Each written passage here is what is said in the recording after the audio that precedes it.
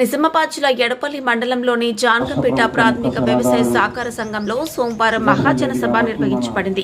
సమావేశంలో సంఘం అధికారులు రైతులకు గత ఏడాది జమా ఖర్చుల వివరాలను వెల్లడించారు. అనంతరం రైతులు ఎదుర్కొంటున్న పలు సమస్యలను అధికారుల దృష్టికి తీసుకువెళ్లగా వాటి పరిష్కారానికి కృషి చేస్తామని అధికారులు హామీ ఇచ్చారు.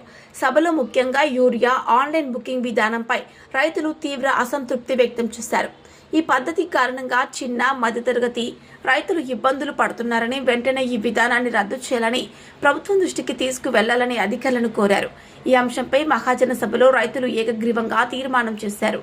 ఈ సందర్భంగా సొసైటీ ఇన్ఛార్జ్ ప్రత్యేక అధికారి సరళాదేవి మాట్లాడుతూ రైతుల సమస్యలను ఉన్నతాధికారుల దృష్టికి తీసుకువెళ్లి పరిష్కారానికి చర్యలు తీసుకుంటామని తెలుపుతూ జాన్కంపేట సొసైటీ రైతు ఉత్పత్తిదారుల సంఘం ఏర్పాటు చేయడానికి ఎంపిక అయిందని, ఈ సంఘంలో రైతులు సభ్యత్వం నమోదు చేసుకుని ఈ అవకాశాన్ని సద్వినియోగం చేసుకోవాలని, సొసైటీ అభివృద్ధికి సహకారం అందించాలని కోరారు. కార్యక్రమంలో సెక్రటరీ గంగిరెడ్డి, గ్రామ సర్పంచ్ సుచనకోట రాధాకిషన్, అనురాధ గౌడ్, ఉప సర్పంచ్ నీలం కృష్ణ, మాజీ సొసైటీ చైర్మన్ నరేందర్, మాజీ డైరెక్టర్లు, రైతులు పాల్గొన్నారు.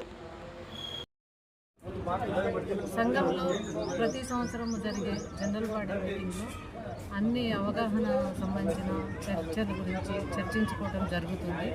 అదేవిధంగా శ్రీ గంగారెడ్డి సెక్రటరీ గారు అన్ని విషయాలు మాట్లాడినారు. ఇంకా మన సొసైటీ 89 సొసైటీల్లో, మన నిజామాబాద్ జిల్లాలోని 89 సహకార సంఘాల్లో మన జాన్కంపేట సొసైటీకి సంబంధించి ఎఫ్పిఓగా సెలెక్ట్ అయింది. దీనికి సంబంధించి ఎఫ్పిఓ సంఘ సభ్యులు తొందరగా చేరాలని చెప్పి కోరుచు ఒకటి, ఇంకొకటి ఏంటంటే యూరియా యాప్ తొలగించాలని ఒకటి సంఘ సభ్యులు కోరినారు.